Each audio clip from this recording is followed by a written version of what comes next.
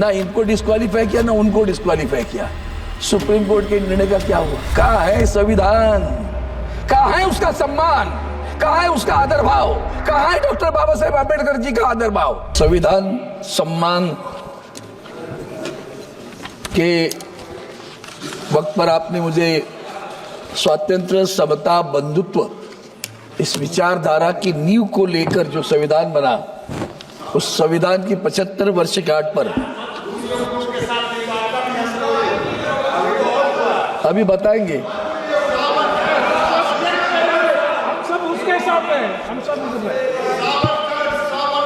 अमृत महोत्सव पर मैं मेरे विचार व्यक्त करने के लिए खड़ा हूं। आपने मुझे अनुमति दी, इसके शुरू में धन्यवाद। सभापति महोदय, आज इस संविधान का सही सम्मान हो रहा है क्या? अभी हमारे मित्र पुरानी सारी यादें बता रहे थे। इसका मतलब ये नहीं कि उन्होंने गलती की तो हमें गलती करने का अधिकार मिल रहा है। जब आप समर्थन करते हो ऐसी चीजों का तो वो लगता है कि आप ही सोचते हो कि चलो उन्होंने गलती की, हम भी थोड़ी कर ले, तो उसमें कौन सी बड़ी बात है। डॉक्टर बाबा साहेब आम्बेडकर जी ने उस वक्त जो कहा था ना, 25 नवंबर 1949, उस वक्त उन्होंने जो संविधान की सभा में भाषण किया, उस भाषण के 2-3 पंक्तियां मैं जानबूझकर आपके लिए पढ़ रहा हूं। संविधान चाहे जितना भी अच्छा हो, यदि उसे कार्यान्वित करने वाले लोग बुरे हैं तो निस्संदेह बुरा हो जाता है। संविधान का क्रियाकरण पूर्णतया संविधान के प्रकार पर निर्भर नहीं करता है। संविधान केवल विधानमंडल, कार्यपालिका और न्यायपालिका जैसे अंगों के लिए व्यवस्था कर सकता है। ये व्यवस्था आज क्या है, ये व्यवस्था की हालत क्या है वो बताऊंगा। उसी वक्त उन्होंने उसी भाषण में 2-3 और चीजें बताई। तो उसमें उन्होंने कहा, जॉन स्टुअर्ट मिल, उसका नाम का जिक्र किया, और उन्होंने कहा किसी भी महान व्यक्ति के चरणों में अपने स्वतंत्र को चढ़ा न दे या उसे वे शक्तियां न सौंपे जो उसे उन्हीं की समस्त संस्थाओं को मिटाने की शक्ति दे। दोबारा सुन लो सर, किसी भी महान व्यक्ति के चरणों में अपने स्वातंत्र को चढ़ा न दे या उसे वे शक्तियां न दे सौंपे जो उसे उन्हीं की संस्थाओं को मिटाने की शक्ति देते हैं।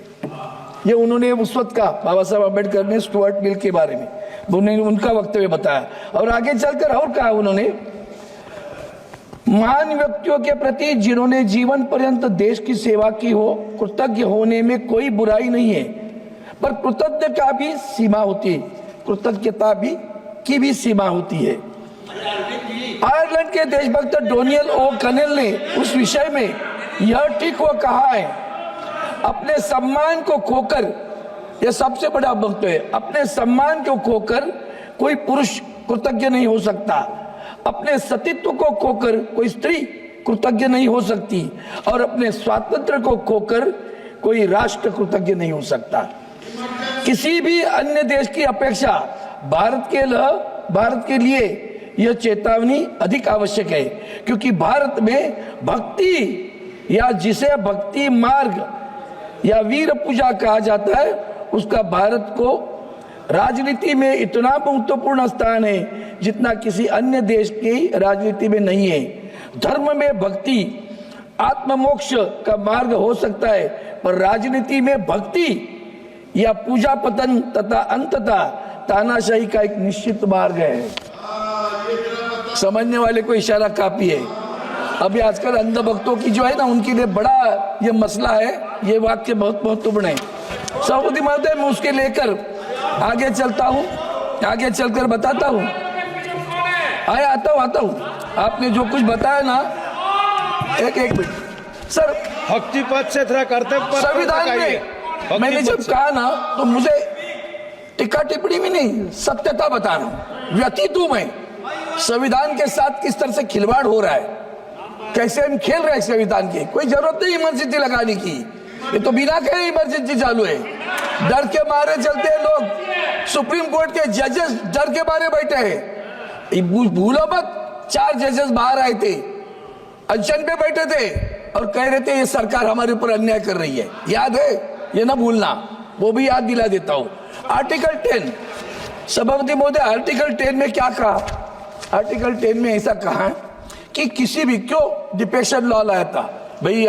दल बदलू लोगों की बड़ी संख्या बढ़ रही थी, तो राजीव गांधी जी ने उस वक्त सोचा इसको कुछ करना पड़ेगा, और उनके मन में भी कभी नहीं आया कि 2/3 लोग जाकर पार्टी छोड़ देंगे।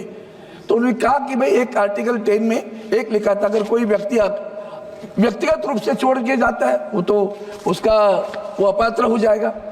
2/3 जाता है तो 2/3 जा सकता है, लेकिन किसी पार्टी में उसको विलन होगा। हमारे महाराष्ट्र में 2/3 लोग तो गए नहीं, पहले तो बहुत कम गए, फिर आगे चलते रहे, ये सब चलता रहा, 2/3 लोग हो गए, आखिर में मर्जर नहीं हुए। संविधान की आर्टिकल 10 की धज्जी कौन उड़ा रहा है? धज्जी शब्द बोल रहे थे हर बार, धज्जी कौन उड़ा रहा है आर्टिकल 10 की? सुप्रीम कोर्ट के जज को हिम्मत नहीं हुई सर। उनके स्टेटमेंट बताता हूं मैं, उनकी स्टेटमेंट ऐसी है,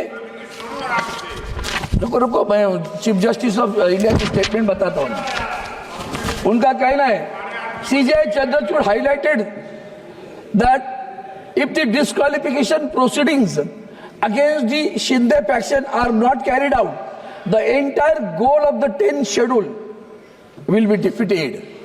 Who says it? Supreme court के जज चंद्रचूड़ साहब। उसके आगे क्या कहते हैं, और भी कहता हूं, the governor cannot impart legitimacy to a defecting faction of a political party by enabling them to form a government through unconstitutional means. संविधान मना रहे हम, सम्मान।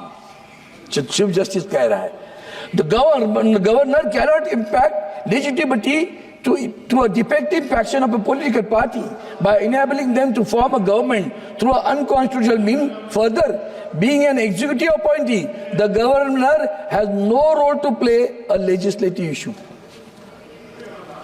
नवाब रेबिया केस में हुआ था, वहां न्याय मिला, यहां नहीं मिला। महाराष्ट्र की जो चुनाव की नींव है ना, वो यहां से शुरू हुई है।